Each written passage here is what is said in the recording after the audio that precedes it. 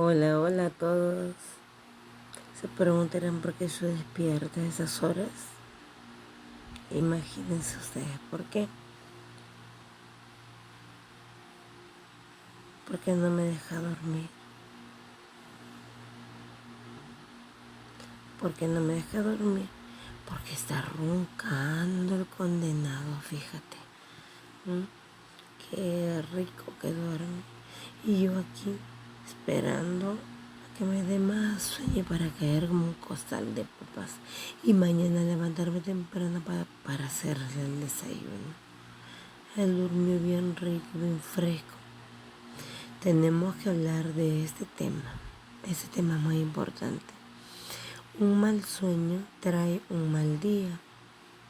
Y eso lo sabemos todas las mujeres. Pero los hombres se niegan. No, yo no ronco, no ronco, no ronco. Ponle una grabadora. Ponle tu celular, grábalo a lo que escuche. Un mal sueño trae un mal día. No lo olvides, jamás. Además de eso, que también tu carita, sí, amanece decaidita el día siguiente por el cansancio. Así que uno dice, no, bueno, roncar no tiene nada de malo. No, por supuesto que sí. De repente está mal de algo, tiene desviado el tabique, qué sé yo. En este caso es porque duerme tan profundamente que ya lo escucharon, creo. Qué vergüenza, no importa. En mi realidad. Ahora me estoy recuperando de la garganta, les comento. Era una alergia fuerte. Bueno, el tema del ronquido es un tema muy serio.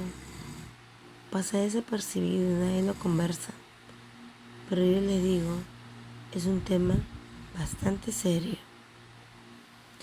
Afecta al que ronca y también a la que lo escucha o al que la escucha roncar.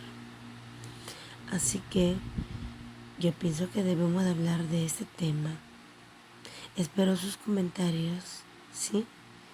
Denle like a la página y ahí vamos a ver. Y vamos a tratar de resolver ese tema conversando con la persona que no nos deja dormir por sus riquísimos ronquidos. Bueno, creo que me dio un poco de sueñito. ¿Sí?